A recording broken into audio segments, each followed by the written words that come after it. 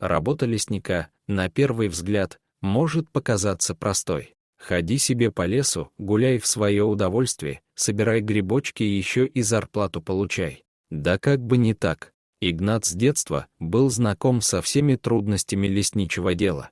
Его дед работал лесником и с детства брал паренька с собой на всякие работы. Игнату нравилось помогать. Когда он стал постарше, то всякий раз искал лишний повод отправиться к деду в лесничество. То книжку якобы забыл, то передать что-то. Родители были не против. И однажды отец сказал Игнату: «Хватит уже придумывать нелепые поводы. Если хочешь ездить к деду, то мы с матерью не против. Главное, чтобы это не мешало учебе». С тех пор Игнат почти не вылезал из деревни. Учебе его увлечение только помогало.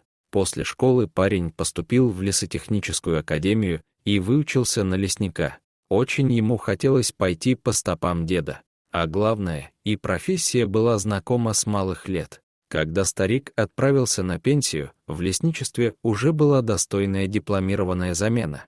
Игнат с честью занял место своего деда и продолжил теперь уже семейную традицию, династию лесников. За годы своей работы чего только не случалось у Игната в лесу, чего только он не насмотрелся. Спасал животных из капканов, отслеживал браконьеров, даже помогал полицейским устраивать облавы на беглых зэков. К работе своей Игнат подходил добросовестно и был на хорошем счету у начальства, вот только с личной жизнью никак у него не складывалось. Он даже сам как-то посмеивался, что придется жениться на волчице, а то девушки слишком требовательные стали.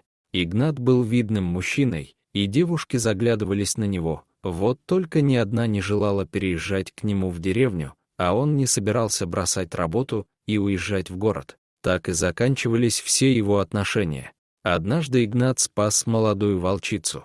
Долго выхаживал ее у себя, а тем временем стая окружила его дом, дожидаясь выздоровления своего сородича. К сожалению, какой-то изверг обустроил такую жуткую ловушку. Игнату так и не удалось выяснить личность браконьера.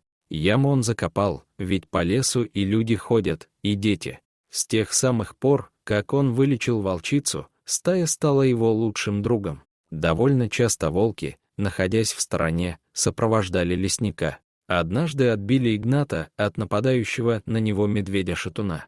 Он, в принципе, сам виноват. Знал, что появится в лесу медведь, который не улегся спать зимой. Надо было просто оставить ему еду и все. Но ведь Игнату интересно было посмотреть. Вот и посмотрел.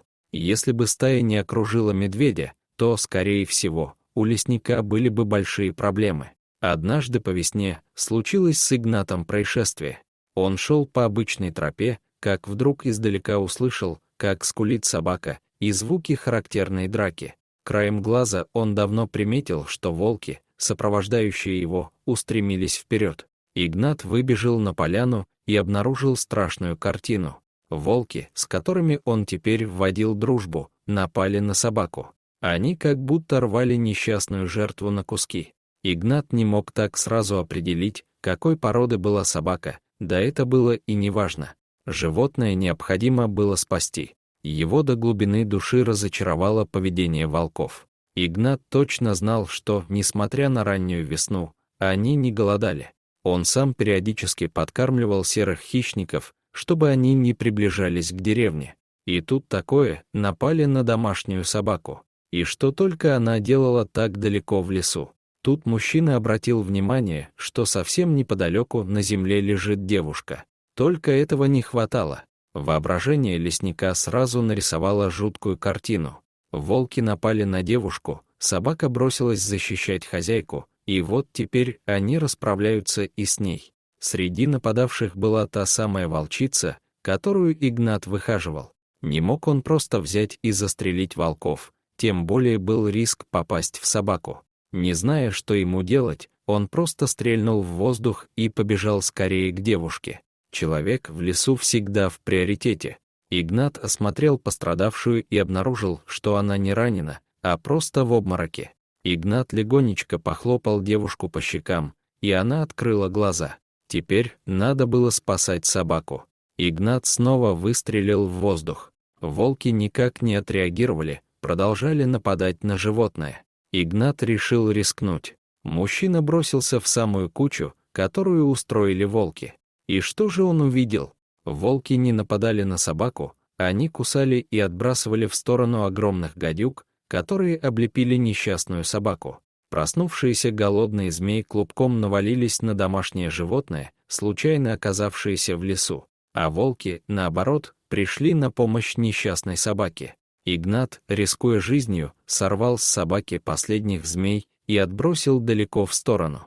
Собака уже была без сознания, а она распухала на глазах. Это не один укус гадюки. Тут аспирином не обойдешься. Собаку надо было срочно нести к ветеринару. Еще и девушка непонятно в каком состоянии. Игнат обернулся и увидел, что девушка встала и подходит к ним. «Велес, милый, сильно они тебя порвали», — плакала девушка, склонившись над собакой. Только сейчас Игнат рассмотрел, что перед ним лежал еще щенок. Большой и крупный, но еще щенок среднеазиатской овчарки. По-простому алабай. «Да что вы, девушка, они его не рвали. Они ему жизнь спасали. Это мои волки. Я здесь лесник. Смотрите, на щенке нет ни одного укуса от волков, зато видите точки». Игнат раздвинул шерсть собаки. «Да, и что это?» — спросила девушка. «Это укусы змей. Видите, они валяются повсюду. Волки спасали вашего щенка от змей», — пояснил лесник. «А боже, он теперь умрет?» — спросила девушка. «Да успокойтесь, не умрет. Главное успеть добраться до моего дома», — сказал Игнат и поднял на плечо собаку. Возле избушки у Игната стояла машина. Быстро погрузив собаку, они помчались в город. По дороге пес уже начал приходить в себя, чем несказанно обрадовал девушку. Расстроившись из-за собаки, она забыла даже представиться. Девушку звали Лиза, она студентка-художница, приехала в деревню писать картины. Собаку ей подарили на Новый год родители. Щенку нет и года. Игнат по дороге как мог успокаивал Лизу. Он объяснил, что весной после зимней спячки яд у змей не так активен, как обычно. Укус гадюки не будет смертельным, хотя на него напало около 30 этих тварей. Однако есть и хорошая новость. Ей повезло, что родители подарили алабая, а не какого-нибудь пуделя. У этой породы есть природная устойчивость к яду гадюки. Ветеринар подтвердил сказанное Игнатом. Однако сыворотку все-таки ввели и поставили капельницу. Пока собака лежала на процедурах, Игнат и Лиза общались на скамейке перед клиникой. Девушка восхищалась, с каким бесстрашием лесник бросился в кучу волков, пусть даже это были его знакомые волки, и как самоотверженно он разбрасывал змей, пока она там валялась в обмороке. Бежит мой Велес по поляне, и вдруг, как заскулит. Я оборачиваюсь и уже вижу набросившегося на него волка. Ведь я и подумать не могла, что на него накинулись змеи. Но думаю, все, конец моему щенку. И представляете, сама не ожидала, как упала в обморок. Со мной такое впервые. А потом вы. «Давай на «ты», — предложил Игнат, глядя на Лизу.